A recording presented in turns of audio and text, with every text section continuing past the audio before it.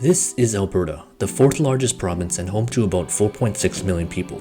It ranks third in GDP just behind Quebec and first in GDP per capita, primarily off the back of oil and gas extraction. While its discovery in the first half of the 20th century has brought Canada riches, for reasons from political to economic, it never reached its full potential as an energy superpower, and Canadians as a whole lose out. We'll be diving into how its energy policies have evolved and the path it is on, whether for natural gas, nuclear, hydrogen, and more. Canada has the third largest proven oil reserves, and by most estimates in the top 20 in terms of natural gas reserves. It is a top 10 producer of oil and gas, meaning it is engaged in extracting, processing, and supplying of these resources for domestic production. For natural gas exports, it is in the top 6, all of which goes to the US via pipelines. To export across water requires investments to build liquid natural gas or LNG facilities to cool the gas into a liquid state in a process called liquefaction. In 2024, the first export terminal will finally be completed in Kitimat, BC, called LNG Canada, with the gas coming through the Coastal GasLink pipeline set to complete after 5 years of construction and a price tag that jumped from $6.6 billion to $14.5 billion.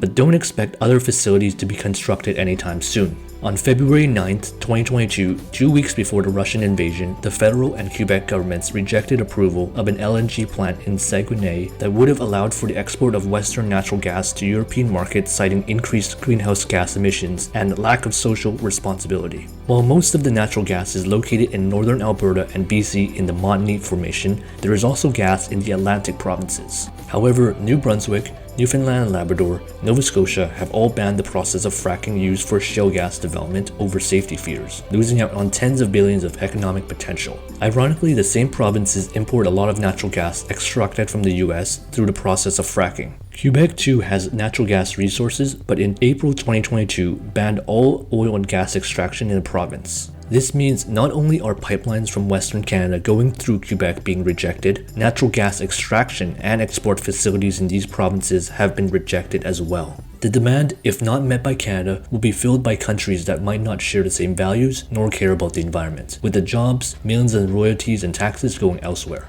Since 2011, of the 18 proposed LNG export projects, including 5 on the East Coast, only the Kitimat project has proceeded, with the others being cancelled, blocked, or abandoned, while the US in the same time frame has built 7 LNG facilities, 5 more under construction, and approved 15, enabling them to go from a net importer to a top 3 exporter in the world. Australia has 10 LNG facilities, with the majority built in the 2010s, helping to satisfy energy demand from Asian countries and to help them move away from coal. Qatar too has benefited greatly from extracting its resources as European countries look for alternatives to Russian gas. These 3 countries have all signed decades-long deals to supply natural gas, yet when Japan, South Korea, and Germany showed interest in Canadian LNG, the Prime Minister said, quote, "There has never been a strong business case." While critics point out that natural gas is a fossil fuel that contributes to greenhouse gas emissions, it emits 40% less than coal and 30% less than oil. And we can't talk about energy policy without mentioning nuclear, because it does not emit greenhouse gases, while being a reliable source of energy not dependent on the wind blowing or the sun shining. Currently, it supplies 58% of Ontario's electricity needs and 15% nationwide, with all but one of the 19 nuclear reactors, the one in New Brunswick, located outside of Ontario. No new reactors have been completed since 1993, meanwhile coal is still used to generate 6% of Canada's electricity needs, and the country has the third largest uranium reserves, the fuel needed for reactors. But on September 19, 2023, Canada did reach a $3 billion deal to finance nuclear power in Romania.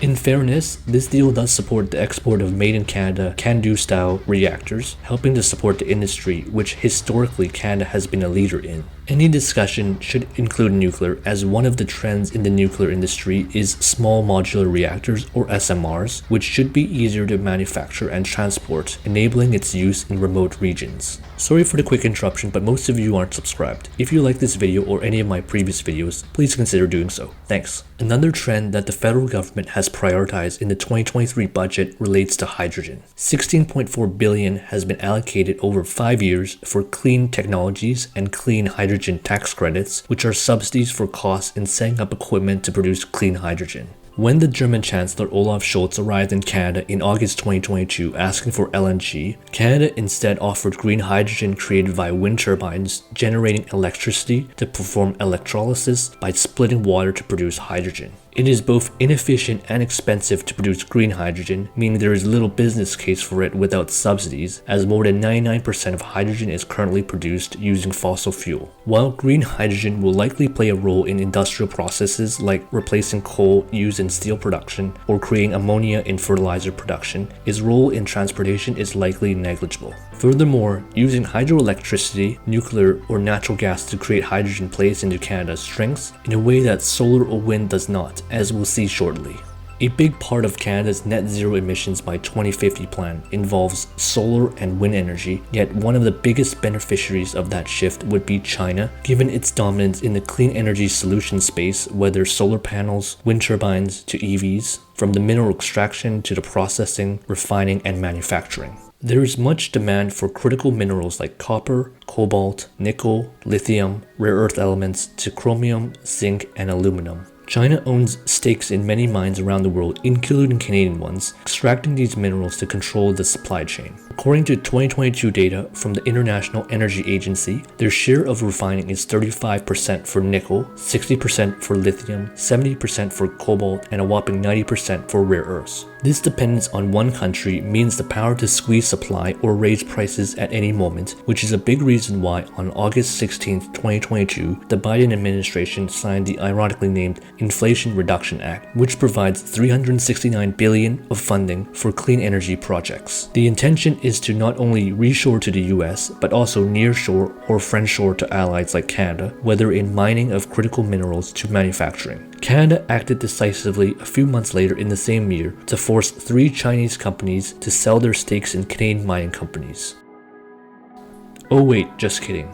In all seriousness, the country and especially Quebec can play a role in the supply chain so long as projects can be approved in a timely manner, which really is the underlying theme of this video. Having these minerals also incentivizes battery and auto manufacturing companies to invest in factories, helped massively by subsidies of course. $13 billion over 10 years is what took Volkswagen to commit to a battery plant in southern Ontario. Likewise, $15 billion in subsidies was committed for a Stellantis LG battery plant in Windsor and other projects like this. That's a lot of money with these 2 subsidy awards, not projected to break even for 20 years, according to the Parliamentary Budget Office, and that's if these legacy auto companies like Stellantis and Volkswagen will be relevant by that time. So drop a comment about what you think of Canada's energy policy decisions in recent times and the path they are on. And if you enjoyed this video, please give a like, comment, share, and subscribe. This is Insight Sync, and thank you for watching.